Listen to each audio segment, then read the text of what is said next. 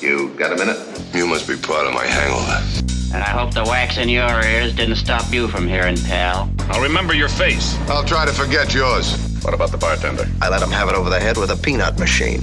Run along, darling, before I fracture your spine. Is the gun loaded? You want to find out? No, I'm happy at just guessing. You don't have to say anything and you don't have to do anything. All right, Mr. DeMille, I'm ready for my close-up.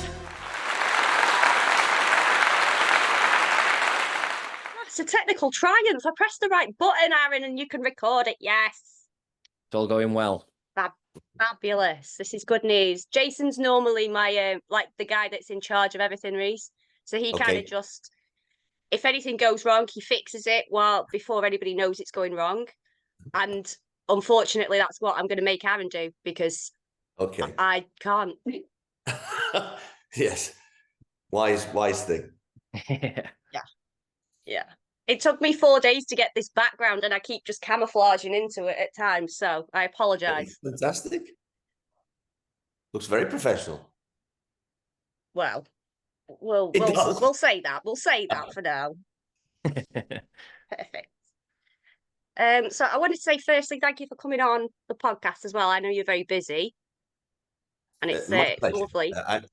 Actually, we can talk about that later. I'm actually not that busy out of choice, but it's good. I'm happy to be here.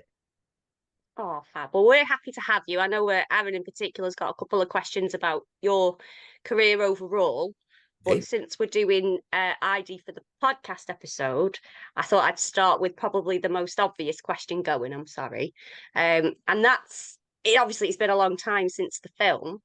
What are your kind of thoughts on its longevity and it's the reaction to it more than anything, even all these years later? Because I guess on Twitter you've probably got a whole new range of people that are seeing it for the first time. It is extraordinary, isn't it? Because I was just walking about this morning thinking, it's 30 years this month. We were shooting it exactly 30 years. It's an awfully long time ago. But yes, we were. I think we started filming in April in '94, and still we're talking about it in 2024. And I still, extraordinarily, get people shouting lines at me here, there, and there. Usually at football when I'm watching my team. But even walking down the street, sometimes I'll get. I fucking love you, Gumbo, or something thrown at me, or Chadwell Army or whatever. I don't know what that's down to really. There are generations of kids who weren't born when it was made, and they still enjoy it for some reason. I don't know what to say about that. It's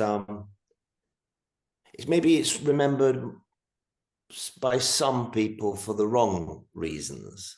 Getting a bit heavy. First question here. I know, yeah. Well, maybe I'll hold back on that one. But I mean, it's you could say on the surface it's a film about football hooligans, but it's not really. It could have been. That was a hook to hang it on. Really, it could have been set in many an arena, and it just happened to be that one. But it's really. Delving into someone's psyche, isn't it? Really, but I'm thrilled that it's lasted this long. I hadn't seen it until about 6 years ago. I hadn't seen it for all that length of time, and I'm a patron at the Square Chapel Arts Centre in Halifax, and they wanted to do some of my work, show some of my work, and they asked if they could show, first of all, ID. So I said, fine, why not? That's what I'm here for, to help you along and to participate in such things. And we had an evening. It was sold out, and it was such an extraordinary audience. There was a group of, let's say, middle-class arty-farty types who go to such places and enjoy what they see and find new films and new experiences. And then there was a group of, I don't know, 10, 20 people, maybe lads in their 40s or something like that, who'd seen it and who were maybe a little inebriated, shall we say, and they watched it for different reasons, but were. I mean, at the end of the day, we did a questions and answer on it, and they were slightly raucous, but they meant well, and in the end, everybody got on well. The kind of mixture of people, but it was extraordinary that we were all still there. People who had not seen it, people who had seen it, people who loved it. The evening went extremely well. But the funny thing was, it shocked me more than anybody in the room, really. So maybe I'm going on again to something else, but it is extraordinary how it has lasted. Actually, though, why did it shock you? That's quite interesting. Because obviously, is it because it's been a long time since you've been involved in it, and you've done so much of the stuff that you were going back to it, or is it more sort of like the content? Maybe you thought, oh, maybe I didn't. It's the content. I didn't recognize myself, and I didn't like. Well, hey, I'm an actor. I understand what it is, but I couldn't. I'd forgotten where we went with the character and what we did, and it was disturbing in so many ways, and because I'd not remembered it to that degree. You know, the level of I mean, especially that when he the kind of sexual violence that there is in it was very disturbing. I felt, and yeah, it totally shook me. So it took me a while to get on stage after the thing, because I was in the dressing room just a little bit shaking. I really didn't remember it was like that. And did I go there? Did I really go there? Yeah. So, and I shared that with the audience, actually, which was very good, because it opened up the conversation in a kind of more interesting fashion than just like, how do you learn your lines, and you know, what was it like kissing that girl, you know, or whatever, you know, it's just ridiculous things that you probably get. So I it shocked me, but it still held its power, I think. Although that's not for me to say, really, but it certainly did, because the audience told me so. So yeah. I think it's definitely. I think it's definitely helps that a lot of the themes that it kind of deals with, although, you know, it's very sort of its time in a way, the sort of, you know, it's of that sort of early 90s kind of thing. But a lot of the themes, I think, are sort of as prevalent now, at least, as they kind of were back then in particular. Yeah, I mean, it's the human condition, isn't it? And it's always with us, and we're always examining it. And as I said, as I hinted, you know, when I read it, I was blown away. Not because, I mean, it was manna from heaven for me. You know, I've watched football all my life, and I'm old enough to have seen all the brutality of the 70s even, and the 80s. With football, I saw it in front of my eyes. I was never part of it, but you couldn't go to a football match then. So I didn't need to do much work in that respect. I understood football. I knew the culture. I knew not why it happened, but where it all came from. It was when reading the script, it was the character, the psychological aspects of it, the breakdown, the descent into hell that happens for him, and that'll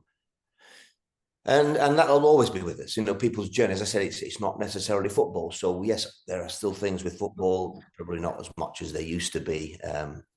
Now it's cleaned up his act to a certain degree, but we'll always have things that are with us in life, whether it be drugs or, you know, alcohol or you know, just anger or what have you. But violence is around us always, and that's what this film was all about, really. And unfortunately, some people just thought it was a glorification of football hooliganism, but it wasn't.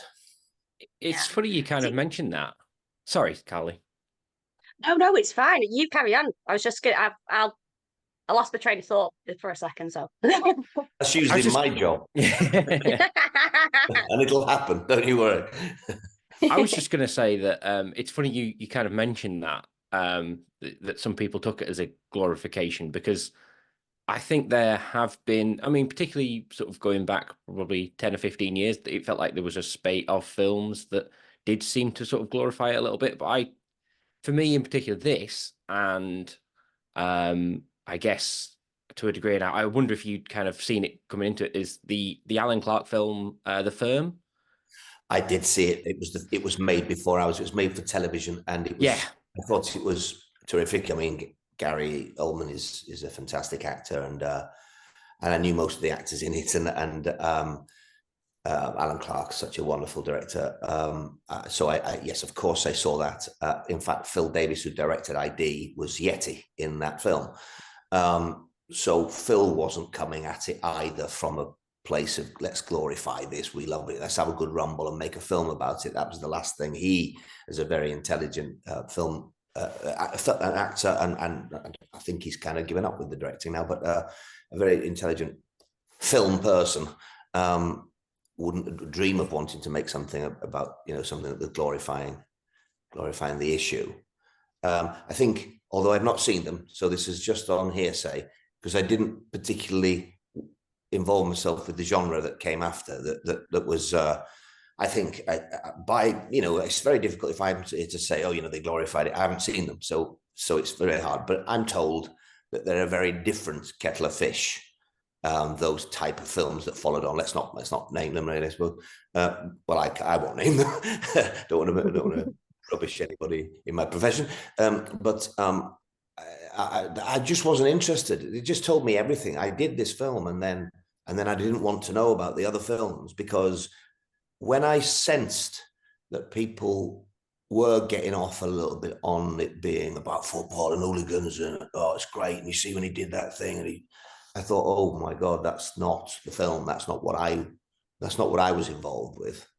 Fair play to them. They make their films and it makes money for them. That's great. I'm not judging that, but I'm just not interested in that kind of film. Unless it's got something about it that is saying something, I don't really see the point. Yeah. See, that's quite interesting, because I was going to ask you, so when I, creatively, my process, which is a bit backwards, is I kind of think I find like a character or a moment, and then once that's out, that's where everything else gets shaped around. So I wondered whether when you read, so I wondered whether you read ID, did you have like a moment where you thought, I have to do that scene, or it's this moment that makes everything else make sense? Did you have anything like that, or was it kind of just the character's journey as a whole? Because like you say, you almost transition from A to like Z. The difference is just incredible physically and everything. I just got the film as I read it straight away. It was the arc, really, of the journey, rather than it being one thing. I thought it was full of awesome stuff throughout in its piece of writing, and so that was wonderful. As each page was turned, it was like, wow, we're gonna go here then, are we? And we're gonna go here. So it kept unraveling and revealing itself to me. But it was very much the journey that was fascinating. I mean, there's an even more fascinating story about how I got it. I was not being seen for it. They didn't want to see me at all for the role. Basically, before that time, I'd played a succession of perhaps nice chaps and good lads and all the rest. I was going to say, is it kind of a bit of a typecasting where they go, oh no, he's Matthew at Home to Roost, he's never going to be able to do this, and they unfairly don't even let you. Yeah, that's exactly what they did. I had a really high-powered agent, and she kept knocking on the door of the producer and indeed Phil, the director. And whilst they were very complimentary about the work I've been doing, they said he's not remotely. Reece just doesn't say to us he can go there. And they looked at all the usual suspects, and whoever you want to think of in my age range, and there's quite a lot of them who are extremely talented in this sphere, they looked at them, and what they couldn't get was anyone who could straddle the journey from A to Z, as you said. They could get somebody who could be at Z. They could get somebody who could be at A. They could get somebody who might even reach T. but they couldn't do it. And they couldn't find anybody who was not going to give the game away by casting them. So you cast a certain person and you go, we know where this is going because he plays nutters, you know, but they still didn't think I'd got it in the tank. So they didn't want to see me. And because they were running aground trying to find this person, this great agent just finally went, all right, you're all fools, you're all mad, just see him and throw him out and you can say we were right. So I thought, well, I've nothing to lose here. So I remember going in and them asking me to do a couple of scenes. Well, it was long before you had to.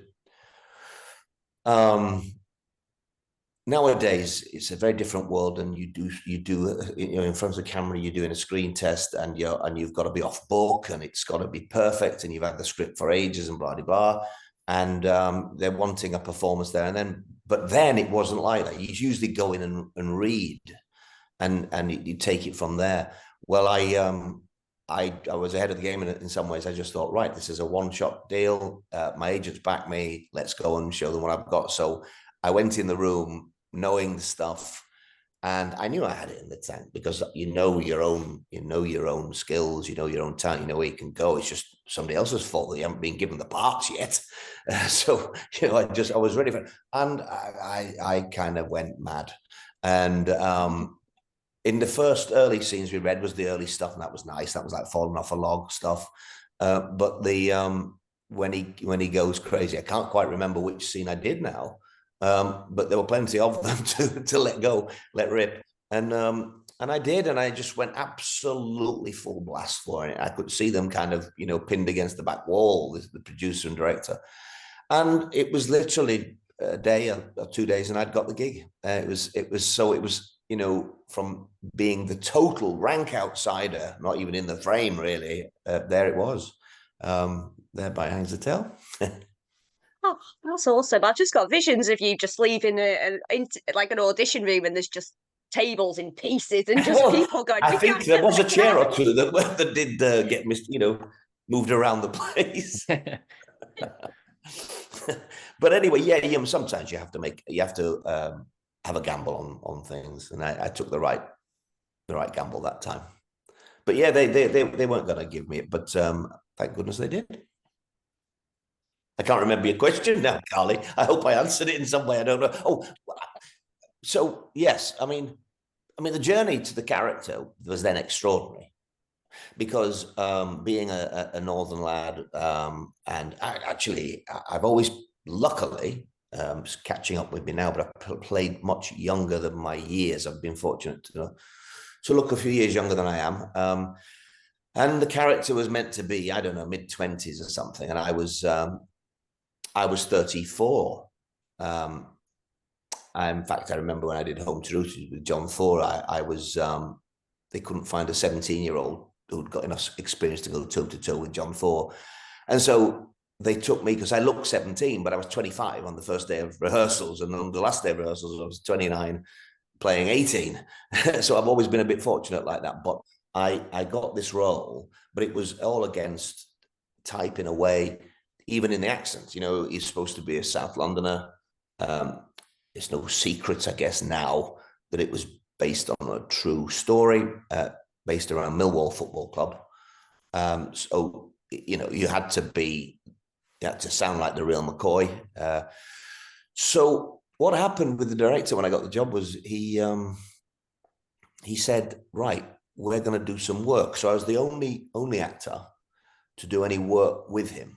And we did sessions over a 3-week period, 1-to-1 in a basement room in Soho, working on the character, because Phil had come very much from the Mike Leigh school of filming. He'd appeared for Mike Leigh in many a film, where you delved into the character and you tried to find out his history and his past, and so that you kind of were that character. You could inhabit him anyway.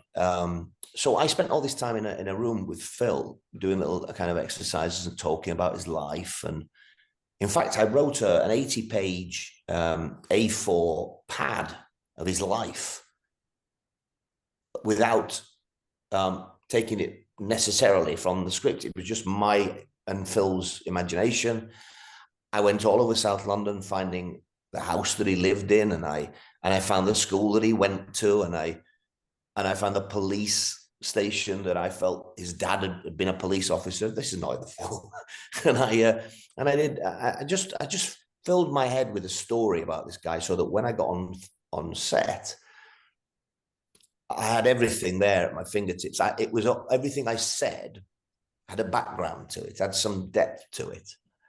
So it was an extraordinary process of working. You might say, that it was a kind of an attempt at method acting, although I take my work very, very seriously, and I've always delved into characters and I've always read around them, and I always enjoy that part of it. But I guess I'd never had to go this far. I'm not sure it's necessary for everything either. But I did enjoy the process. I was even made to speak in a London accent from the moment the driver would pick you up at home in the morning, take you to the makeup wagon, 10 miles across London, speak to him, speak to the makeup girls, talk to all the cast, talk to the people who made your breakfast and did your lunch and the catering in a complete London accent. He wouldn't let me slip out of it. So it was one of those, but it worked. It seemed to work for this job. And then I was, at any moment when he pressed go, when he said action, I was there with it. I wasn't struggling for it or anything. It was probably wise being a northern lad who wasn't exactly, the best fighter in his year at school. But a fascinating thing to have to do. Yeah, that really is. I think it shows though, doesn't it, in the performance all these years later, all those little bits, because the thing that I love so much about the characters is when he comes up with these little, basically to cover himself. So anytime he's going to get caught or Trev does something that he's, oh God, he just comes up with something. And I think, why is he telling them, why is he having a go at a machine? I don't understand this. And then all of a sudden you go, that's genius. Yeah. I mean, obviously that's in the writing, but it wasn't it wasn't difficult. None of it was difficult for me to find. Even the violence, it just, I just submerged myself in it. But I don't want to sound as if I think I'm some fantastic actor or anything, but great acting is a marriage of all that, but it's also a marriage of that with technique, and I got it in spades by that time. I'd done so much television, so much drama, so many single dramas or series, so much theatre that without that as well, you're just hoping that this person you've found who's a bit raw and a bit mad can do all the things that you're required to do and pull it off. It happens sometimes. I remember watching Tim Roth in Made in Britain and thinking, I've never seen anybody so raw, so powerful, so scary in front of a camera. He took on the camera and it was like, wow. But, he would be the first person to say it was him and doing his thing at that time. He wasn't steeped in theatre or in film or in television. He was just plucked to do this mad role, and it suited him. But there aren't many of it. Doesn't always happen. There are many failures there without something. So I've always been proud of my ability to learn and take on technical things, and I find it fascinating, and still do. And I suppose that's probably why I direct as well, because I just love all that side of it. But yeah, it's not just somebody turns up and they go mad and that's a film. Yeah. Well, yeah, no. It might be one of our films, but it's not that film. No, I'm sure not. Do you think then that because you did immerse yourself so deeply in not just the character, but the history, everything like that, do you wonder if you picked up inadvertently some kind of character traits that you've either realised, recognised, or is it something you can just close the booklet, put it away and done? Yeah, I'm very good at letting it all go. I don't think I did any of that. If I did, my now wife, then girlfriend, has never said so. I hope not anyway. I'm quite good at separating that. I mean, a lot of actors, I think, God love them, that they kind of take great pride in saying, yeah, I did this method job. Yeah, I couldn't get out of character. And it's like, well, really? Okay. I know what's real and I know what's not. and I've always been quite good at that. So thank God. That's why all those years later at Square Chapel, watching it again, I went, oh my God. I think because I didn't recognize him because I threw him away and it was all gone. And it was 30 years. Well, it was then when I saw about 24, 25 years after I'd made it. When I was watching again, I'm thinking, what the hell is that? Who is he? But because I was just very, very good at letting it all go. Still am. Yeah, I don't try and push that on anybody in my own private life. That would be horrific, wouldn't it? Oh God, yeah, I couldn't live with somebody that was just being a character for 4 months at a time. What a nonsense! You just think, what an arse, really. It's like, pull yourself together. Anyway. Well, they'd just be using it as an excuse. If it was my husband, he'd be like, I'm method acting, I need another bottle of whiskey. Oh, right, okay. Oh, you don't tidy up either, do you, method acting? No. There you go, exactly. It's quite an interesting. It's quite an interesting point, really. With, like you say, about like going into this character, obviously rather unsavory character in particular, but then like your ability to let go of that is then kind of in sharp contrast to the character's arc as such as well. Is that he obviously then is performing this role and then loses himself completely in it. Yes, he does. I mean, he does the opposite of what I'm capable of doing. He doesn't know when to say no, does he? He just he can't get off one. I mean, that is the whole thing about addiction. Once you're on the treadmill, and when it gets you, there is no stopping. There is no bottom. You just keep free falling, don't you? And it's just one thing fed into another until he ends up. Well, I won't ruin it for anybody who hasn't seen it, but maybe there aren't too many people now who are going to watch it if they haven't. But it's just he just can't get off it. It's just one man's journey into hell, really, isn't it? The whole thing, and that's what keeps us sane. Our ability to not keep going. We don't always achieve it, but most people just kind of go, no, I've had enough there.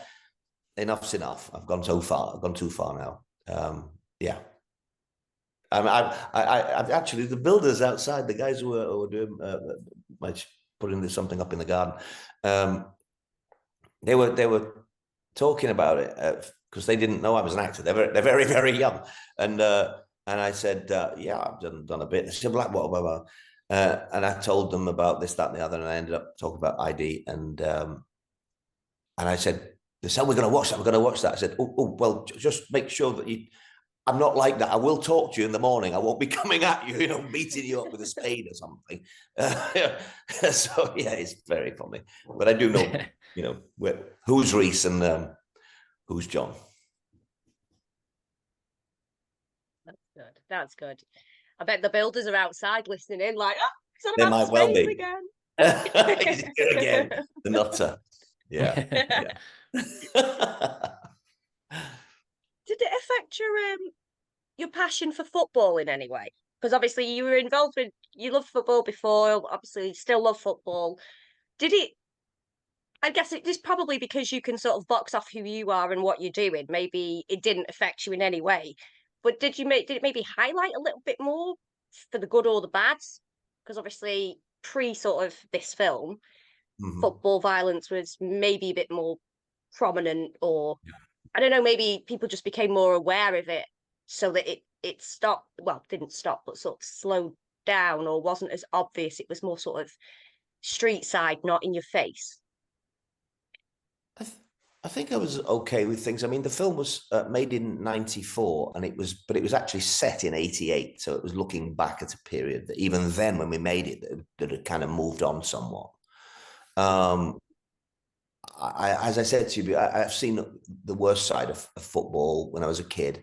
When I've seen fights right in front of me. I've seen, hot coffee thrown over my dad and things like that. I've just seen people being so aggressive and ugly. The wonderful thing about football and football fans is also that it is wonderful and it's great theatre, and there's nothing like it, especially for big stupid men who can't show their emotions, who can all hug each other on a Saturday afternoon when a goal goes in. I mean, it's just, when you look around, it's extraordinary. These kind of, oh yeah, well, I'm a bloke, I don't do that kind of thing, and then all of a sudden they're all hugging the nearest human being with abandon.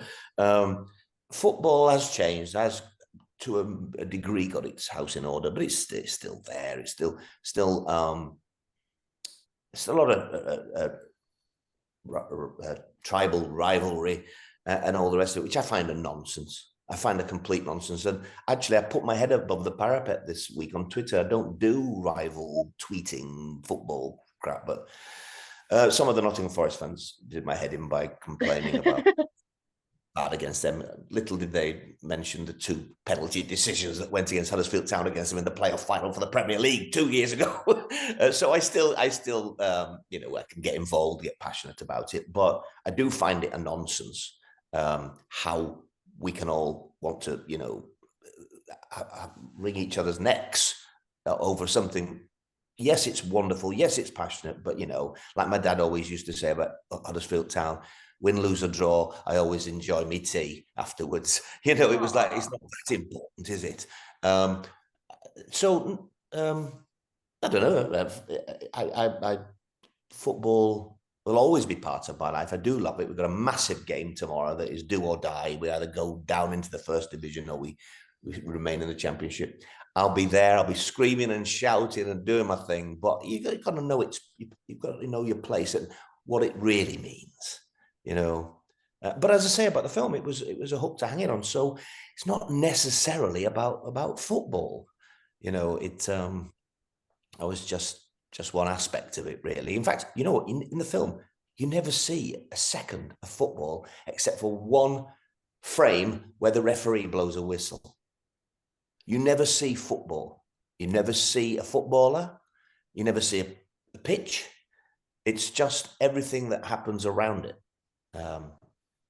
It's actually quite interesting as well that you don't see that much violence as much as you think you see. Even the stabbing at what they call Time Burn,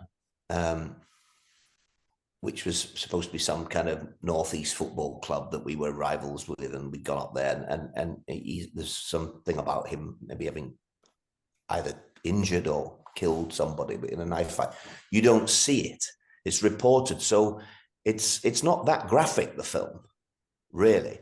The graphic thing that really shocked me was the sexual violence. When he, well, it's not too fine a point, he rapes his wife. And it's horrific. That's what threw me. That's what threw me that night more than anything. That was the thing. Just not pleasant to see, but that was the film. That's really interesting. Now that you've mentioned that point about never actually seeing a pitch or football, or my mind, you can probably see my eyes going like that. I'm going back thinking, I did a little bit, yes. You only see. It's quite funny what he does. You only see the coppers playing an indoor game of football. You don't see football. You see them in an office. They get a new office, and then they start kicking a ball about and having fun with it. That's the only time you see football, but not about professional football. Yeah, there's that, and then, like I say, the closest bit you get to it is the bit where your character's he's being dragged away by the policeman. He's got the cut on his cheek and everything. That's down the top. In fact, we did that at a real football match. That was the first shot I ever did. We shot that before we did principal photography. They had they scheduled the film to be shot just as the season ends. So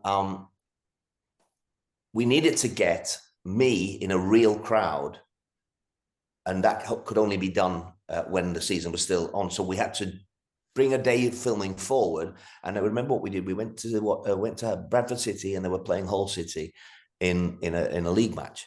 And so that's why Shadwell are in black and amber, which is Hull City's colours, because on the day it was whatever they would call their colours, kind of black and gold, whatever. But that's why it's Shadwell's colours, because we had to put me in the middle of their supporters. And to use the shot, therefore, that set the kind of design for the rest of the piece for Shadwell. But I was doing things incognito. So we had a camera down one end of the stand, looking along the side of the pitch. You didn't see the pitch. And on action, I was given a little earpiece. And on action, I was all in behind the goal in the Bradford City end. And we got two SAs, or extras as they were known then, supporting artists, as coppers. And on action, they turned round and grabbed me, pulled me out, and walked me down the length of the stand. And people were going, what the hell is going on here? And I'm giving it all the big I am and giving them the, come on, let's have you, and all this. And then I run away from the coppers at the end, and they're all like cheering and thinking, he's got away, this lunatic's got away, and he's got into the Hull City end. And so that was great. And I thought, what's going on? Then the director said, we'll do it again at half time. So this was just before the game. And then, so I waited to do it again. So when at half time, they saw it happen again, they thought, hang about, this guy's been caught again in the other end. He's been dragged down the side and he escapes again. What the hell's going on? So they sussed it. And Phil, the director, then had a big megaphone and said, listen, yes, we're making a film. It's Reece Dinsdale. Unfortunately, they all knew I was a Huddersfield Town fan 10 miles down the road. So they were giving me hell. So he said, throw anything at him, do what you want. So the take they used was the third one. And there's all sorts of sweets raining down on me, and cups and bottles and all sorts of things. But yeah, that was the very first scene that we did. But that's, I don't know I've told you that tale, but there you go. That's the very first shot. That's amazing. Yeah. Could you imagine if that happened now? You'd be like on Twitter, people would just be having little videos of you going, he's gone mad, he's finally gone mad. It'd be all over before you even shot the second take, wouldn't it? It'd be all over the place. Yeah. But no, it's fascinating. And also just little stories. Of course, we shot it all out of sequence. Nothing's shot in sequence. So of course his hair grows from tidy to really long, and to a fascist skinhead at the end, because it then became the whole shoot was a series of wigs. So it's like, people are going, you cut your, well, actually the bald thing at the end, I'm giving it all away, the skinhead was actually a bald cap on top of my own hair, and just made to look really realistic and fantastic. The long wig when he becomes, off his tree, that's the long hair is not mine. The actual guy you see in the first 20 minutes of the piece was my hair. It's just fascinating what the things you have to do, and then you have to let a makeup artist put a tattoo on your bum and things like that. It's very strange. Weird business. No job for an adult, is it? No, definitely not. You talked about the cast previously. It's such an incredible cast, and it's such a dark story.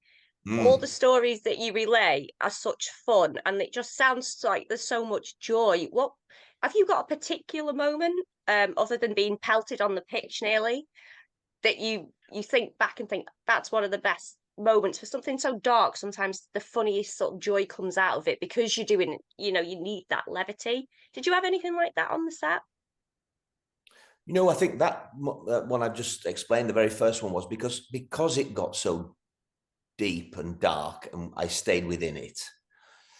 There wasn't much room for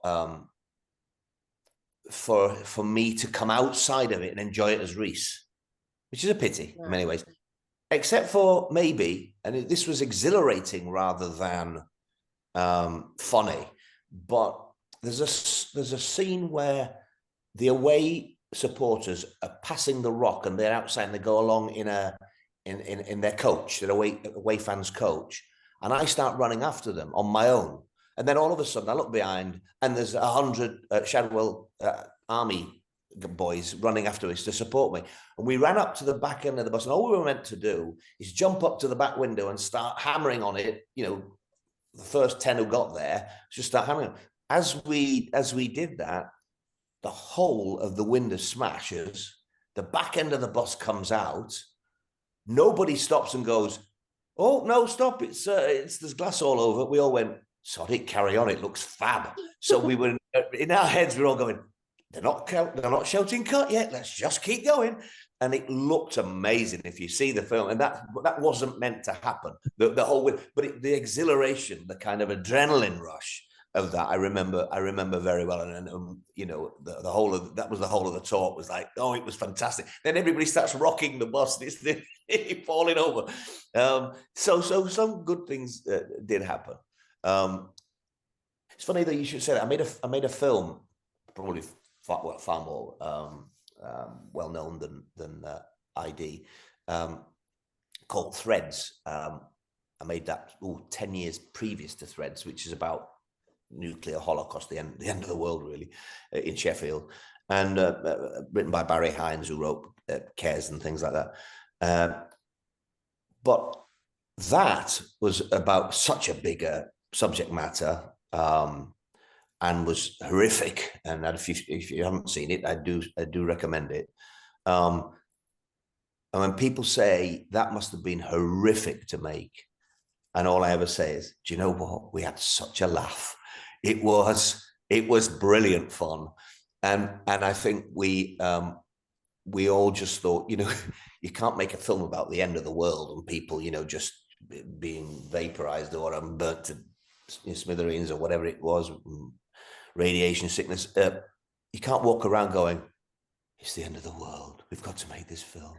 Oh God, all day. You just can't do it. And it was ironically one of the best and funniest films I've ever made. And it is nothing like it in reality. It's funny you mentioned that. You say that. I've been on a film set where somebody has walked around going, we have to make this. Oh my God. Oh, it's not fun. Did it help in any way? No, not at all. No. There you go. It is funny because Threads was one of the things I was going to mention to you. I think it's probably, you know, I think I quite enjoy a horror film from time to time, but I think that's probably the scariest film I've ever seen. But then again, I suppose in a way, I think your character kind of gets out of it before it all gets too grim, doesn't he? Yes, in fact, by crook. Good observation. He's again, we're spoiling it for those who haven't seen it, but it's the best bit of writing I've ever known, and it's not in my favor. But basically, you start it's a 2-hour film. The first hour, you're led to follow this young couple, me and my wife to be, girlfriend who's pregnant, and just normal, ordinary folk in Sheffield, just getting along with life, working class, with a backdrop of all this kind of stuff going off in the Middle East. But, you know, very much like what is happening today. And you just get to know them, and all of a sudden, the worst thing possibly ever that could happen is that, you know, an atomic bomb is released over Sheffield, and the last thing you see is my character 1 hour in, somebody you've invested in as an audience, you've totally invested in him. For all his faults, you know, he's a likable enough chap, and his wife, and he goes running trying to find his wife, and it follows him running through streets of chaos and carnage, and all of a sudden you don't see him again for the rest of the film, and it follows his wife, then his girlfriend, through the rest of the nuclear winter. But what a brilliant piece of writing to write a character that you invest in, you like, you go along with, you're ready to spend the next hour because you know you've got 2 hours of this, and he's taken away from you. And people say, what happened to it? That was a bit weird. And I go, no, that was the best bit, because that would be what happens. People would just go.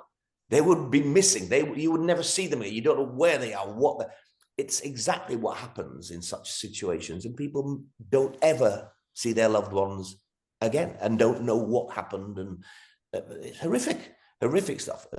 Barry Hines was a terrific writer, so it was a joy to work on that piece. And yeah, you can take it all away from me, but please don't take that film away from me. That was superb.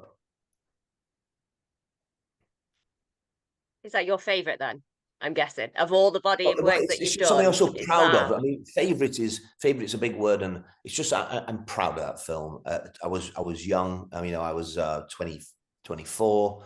I'd done quite a bit, but it was a massive thing. It won the BAFTA award, and as Aaron quite rightly said, there have been numerous polls and things. What's the worst, most horrifying film ever? And you think they're talking about the horror genre, but actually everybody throws Threads in and often has comes top of the list of the most frightening film you could ever possibly watch. I mean, that's something, and it's not a horror film, as it were. It's not a ghost story. It's not a slash 'em up movie, is it? You know, it's quite an accolade to get for a film, a serious film.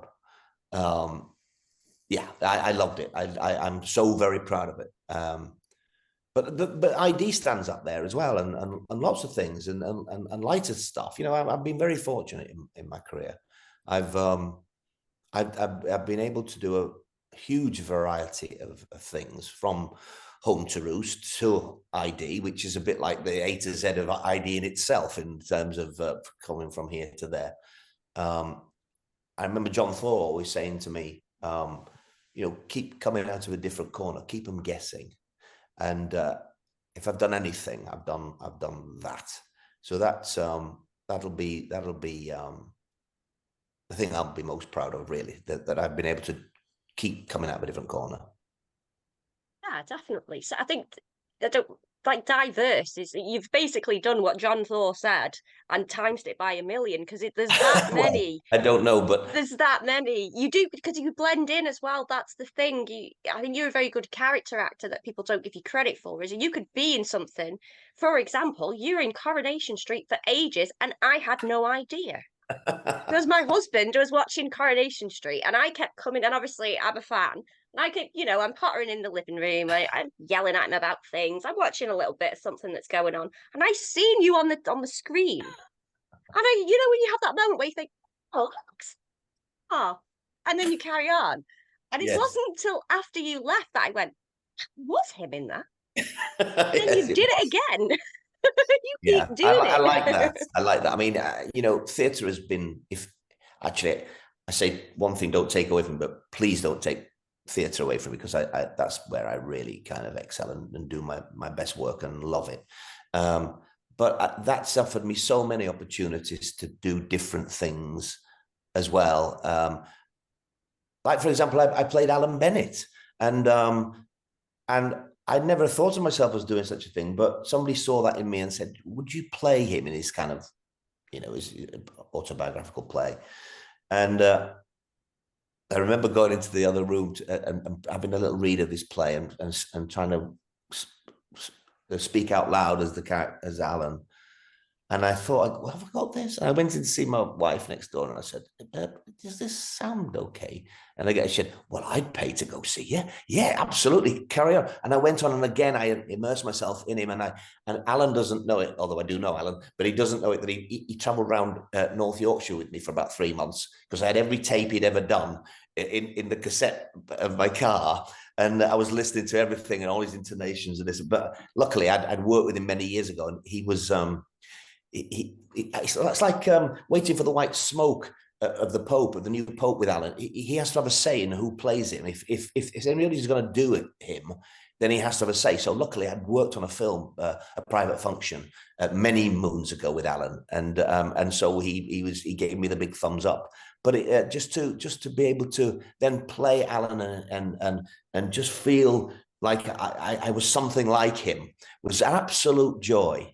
That's why I enjoy my job, because it just offers up these just so many opportunities to I guess it's to play, really, and to have fun. But I do enjoy the process, and I do enjoy. It's not about a lot of actors will be in it for the love me aspect of it. It's not about that. It's the actual absolute enjoyment of doing the damn thing.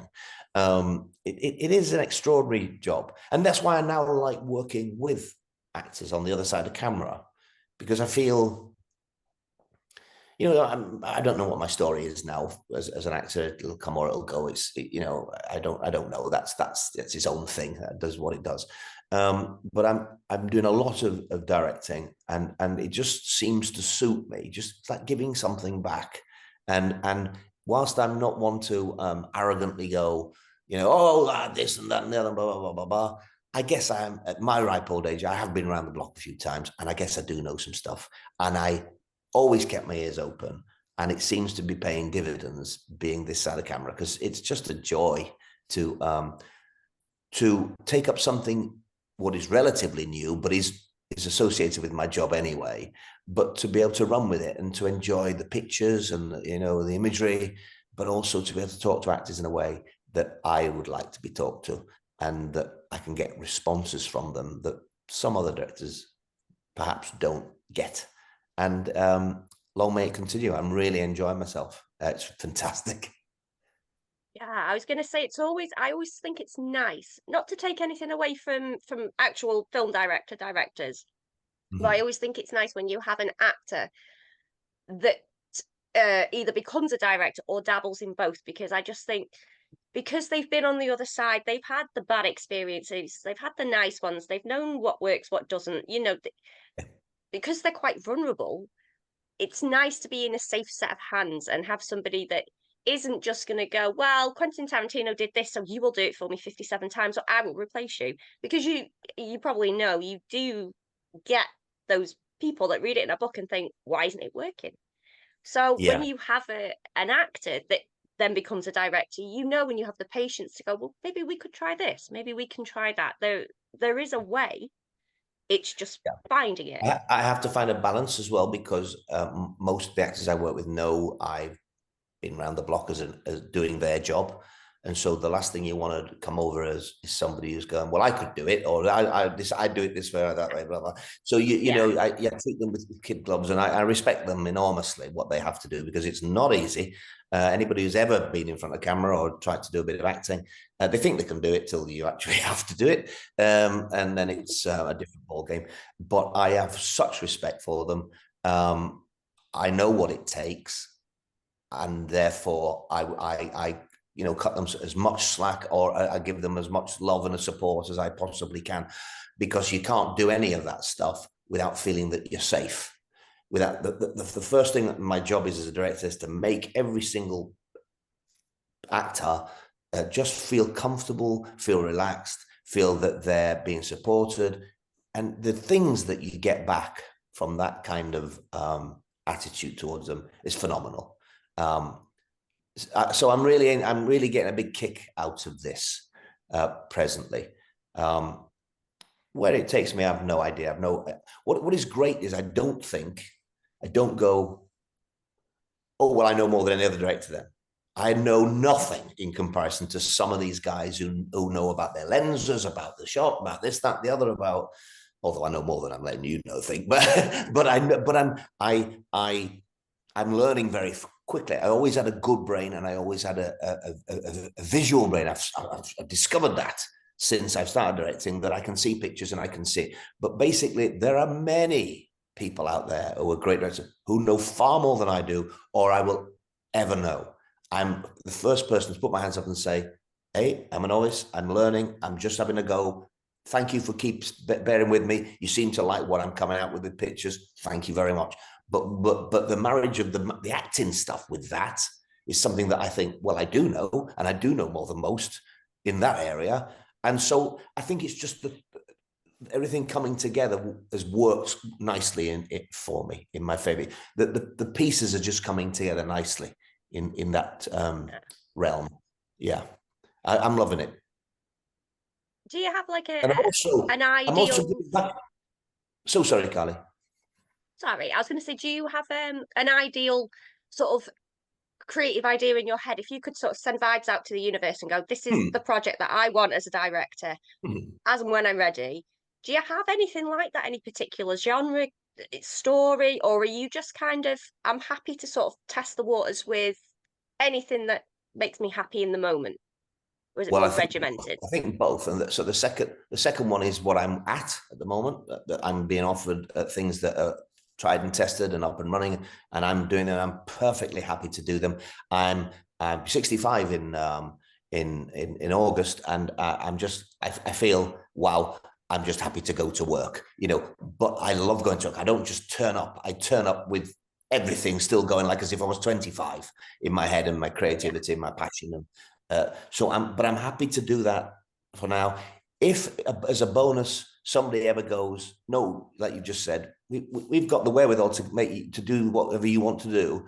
We've got the time and the money and the energy. What would you like to do? I guess I would love to write my own film, and I guess I'd like to direct that and to have a complete vision on something and it be mine. But you know what? If it doesn't happen, it doesn't happen. As now I can do about it, and I'm not gonna chase that because I'm too old, and that way lies madness. I think sometimes it would be lovely, but I'll just take what they give me and see what happens. That's a really nice way of looking at it, to be fair, because sometimes you do. If you create something yourself, you do feel responsible for it in many ways. So if something isn't happening fast enough, you get angry. If something's happening but it's changing, you get angry. If everything stops altogether, you just get sad, and it can kind of stop other opportunities or situations, personally or creatively, because you can find it. You get a bit of tunnel vision, and it's all because you created it. Yeah, it's your baby. You're responsible.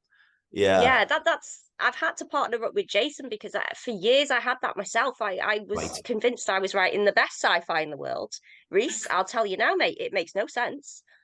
But I would not have it. I thought, no, I watched Star Trek Voyager. I know what I'm talking about. But because it's the first thing you start doing and someone goes, oh, that's good, your mind just goes somewhere else. I think you need to have stuff that isn't yours, or you need to have somebody else to sort of be a second voice that says no. It's a very fascinating job, and it's a million things, or it's not an exact science. That's the thing, and No. we all come at it and we all do our best, and it's right or it's wrong or it's good or it's bad or it's interesting or it's not or whatever.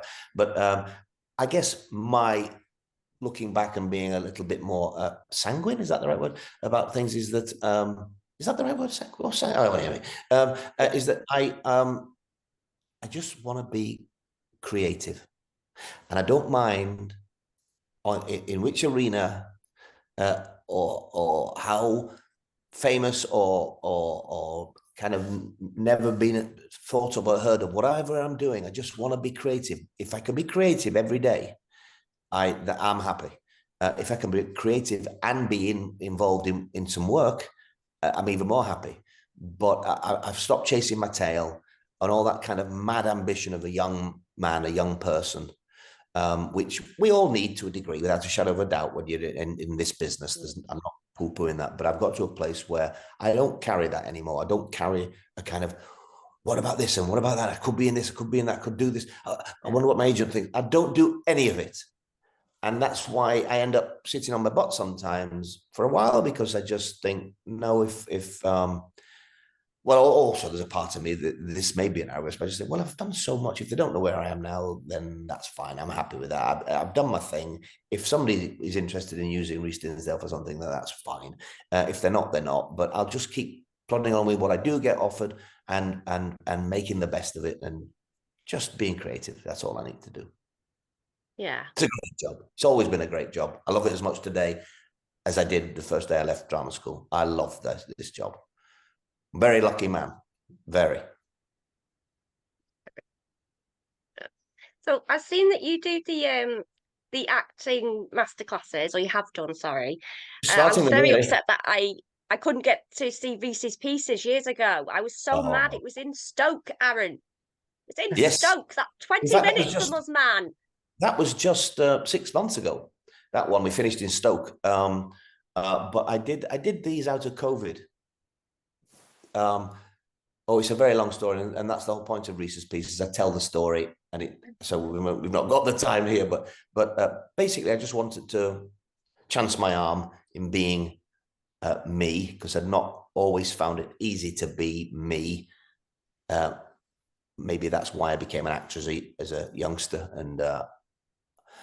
and I'd always had a bit of trouble in feeling I was good enough or in the right if I met anybody who was supposed to be my better or my elder or more, a kind of a middle class person, I'd lose my tongue and my words would be all mixed up. So it wasn't something acting I could hide behind. I could use somebody else's emotions, somebody else's words and all that. And I found myself within that job, and that helped enormously, and the rest is history. But when my dad died 4 or 5 years ago, he just said, don't hide your light under a bushel. Just you've every right to speak up and be, tell your story. And so I thought, well, I'll do it then. I'd found a place to speak, which was Twitter, which I'd never expected to do anything in social media, but I did it, and I found my level, and I found that there was an audience to listen a little bit, and then I thought, go on then, in your dad's name, just have a little do a little 10 minutes to camera on Periscope on Twitter live and see if anybody listens. And I did it as well because it was COVID and we were all locked down. I thought, what a nice way it might be to just entertain people with a couple of stories about what I've done in my life and this, that, and the other. And it just went off the scale and it became massive. And I was doing it, an hour and 3/4 by the end of these sessions, and people were listening in their thousands. And then somebody asked me to do it on stage, and I called it Reese's Pieces.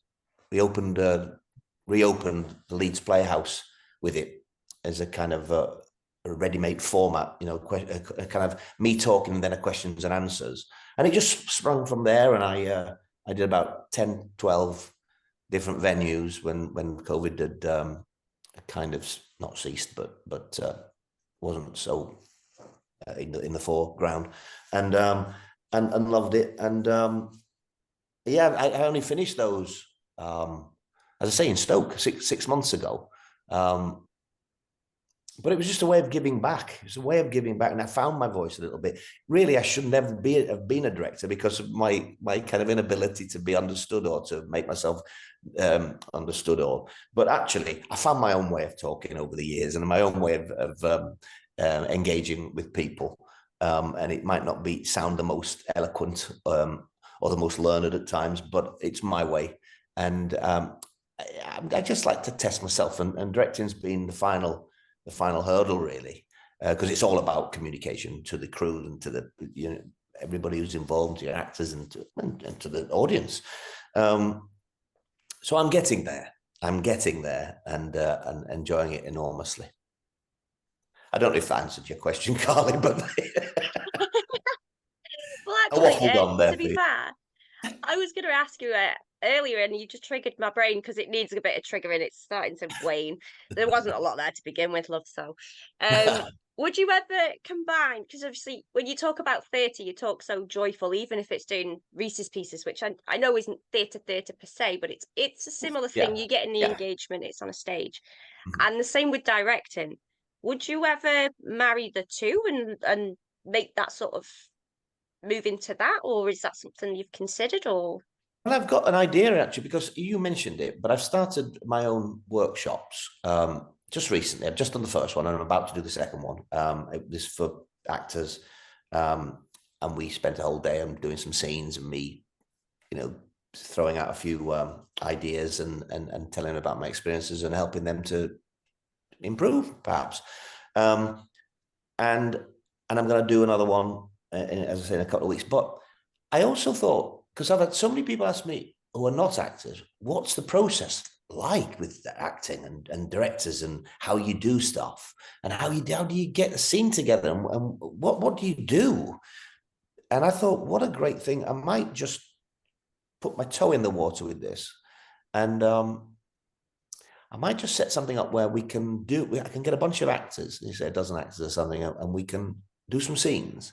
And we can also have, maybe 50 members of an audience to come and watch us, just observers, what we do and how we operate, and how do we get from A to B, and what do we talk about, and how do you break down a scene, and what do how do you find the tone and the temperature and the rhythms of everything?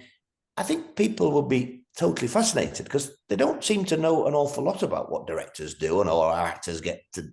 I mean, I'm surprised at how many people say, what does the director do then? And you think, well, what does he not do? What does she not do? You know, it's the biggest job, more than anyone's job. You know, a producer is a massive job and finds the money and finds the crews and picks the subjects, but the director has to do it all. You know, they start off with a script and they have to shape that and all the rest of it, and then they have to put something together, and they go find the locations, they go find their actors, they go talk to the makeup department, they talk to the lighting cameraman and the sound department, and then they get a crew together, and you talk with the assistant director, and you bring it all together, one scene in about 25 minutes flat. You know, and what work with the actors. It's just a massive job, and it's fascinating. And it would be great to let people in, because I just think that's what it's about now. It's like and taking the mystery away. Let's. I mean, sometimes mystery is great, and we know that. But I just think so many people would enjoy seeing what we do. You never know. I'm thinking about it seriously. We'll see how I get on. Yeah, no, I agree with you. I think it is quite interesting because people, you're right, they generally they have an idea that, you know, Steven Spielberg sits on a chair and shouts cut, and that's it, and then he wins an Oscar, and everybody else was rubbish, but they don't quite know why. And but you can't explain, because you think, oh, I need half an hour to just explain one bit of the directing, and that's just the tip of the iceberg.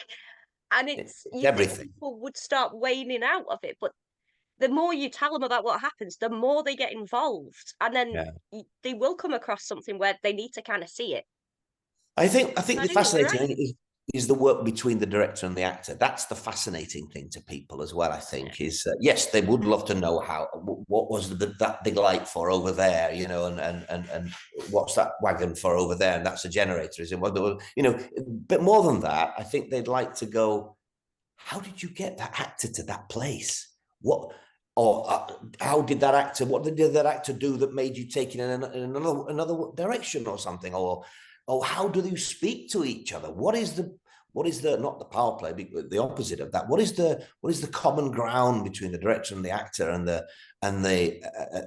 fusion of your talents as to what creates something that's glorious? You know, and there's a million conversations about that. How you get there. So I'm just delving into these things. That's a little sideline I've got at the moment. As I say, I'm taking some time off because my mum died at Christmas, and I moved house, and there were two massive things in my life. And I thought, for the first time ever, I'm going to actually actively say I'm not going to be working. So I go back to working in August, and that takes me right through to Easter of next year. So I know I've got something, which is a very, very privileged position to be in. But I'm using the time well, because I don't think actors and directors can use the time well all the time, because it's a very insecure making business when you don't know where your next paycheck's coming from. But I'm okay, and I'm doing that. Using it wisely, and this acting thing is just something I'm throwing in now and again, just to keep my hand in as well, really, just to make sure I've not forgotten it all. Whichever side the camera is, I don't want to forget it. That's what I'm doing. Can you imagine that? Someone says, "Show me how you do it," then, and then you go to do it, and you go, "I can't do it anymore." No idea. Yeah, please, just do it yourself. Oh, you know, I went to watch John Chalice a few years ago when he had his book out, Being Boise, and he did a similar thing to the Reese's Pieces, maybe, but it was round the book, and it was fascinating, and everybody loved it. It was really, really nice. Yeah, I think you could do something like that, you know, at some point, have like some sort of, not necessarily a autobiography as such, but, you know, a collection of kind of stories, and then an evening where you share the stories in a more personal way. And people have asked me to, and again, I don't want to think like, oh, does he think he is? He's writing an autobiography or something. It's not the case. The point is, I kind of people enjoyed what I was chatting about and talking about in my COVID things, in my Reese's Pieces. And people said you should write something about it, and it wouldn't be an autobiography as such, but perhaps just like some memories, just a few memories, you know, just things that have happened along the way, kind of thing. And yeah, you never know. Reese's Pieces was very much that in the theatre, was just me just waffling on about anything that came to mind, whether it be about television, theatre, whatever, or my life outside of all that. But yeah, it could be fascinating. I think you don't have to be the most celebrated actor in the world to be able to write something down and then people to enjoy it. I think you just have to be a nice person, a nice, honest, genuine person with a good soul who's got a bloody good sense of humour. That's all you really need. And you're making me and Aaron chuckle, so. You'll be chapter 34. Okay, you two. I think so, and I just have been very lucky to have met so many extraordinary people that people go, get away. You've worked with them.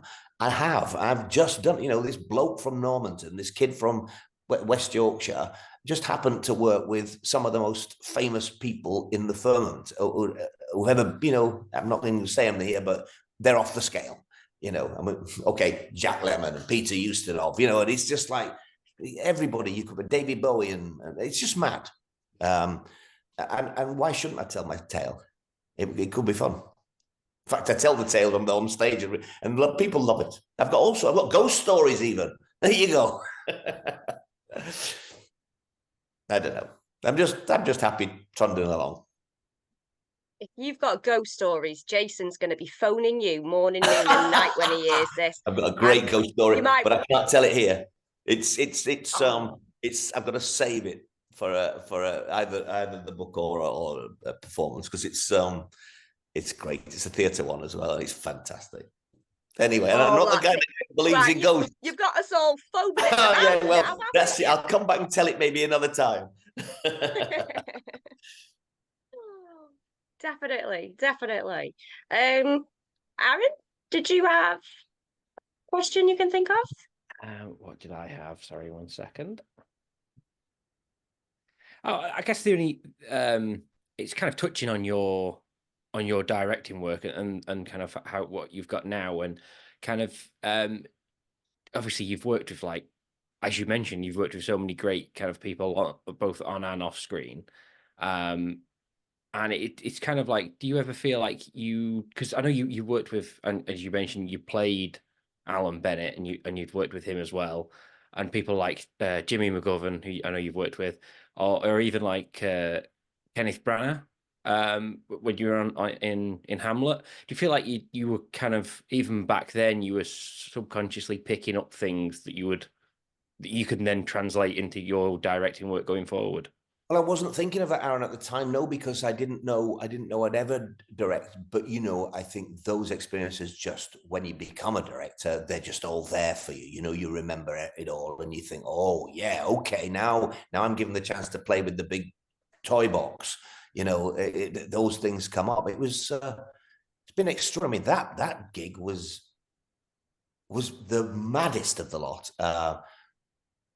Basically, I once read at the back of the Sunday Times or something, they used to do a day in the life, or a life in the day of, was the back page of the supplement.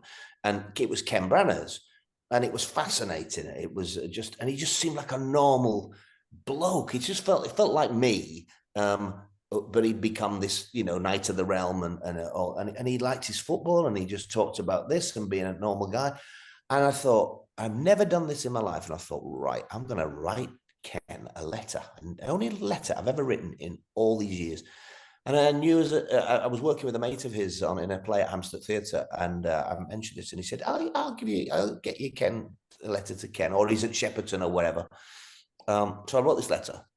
Actually, that's it. It was Making Frankenstein, the movie at the time, was Ken, and I wrote this letter. I said, listen, Ken, I read this thing. I've always admired you. I'd love to chew the fat with you at some point if ever you get the chance. And he wrote me this letter back, and it was on Frankenstein headed notepaper, and he just said, Reece, absolutely joy to get your letter. When I've got this monster up and running, let's get our heads together and chew the fat. So I've got this letter still. It's the only letter I've kept, really.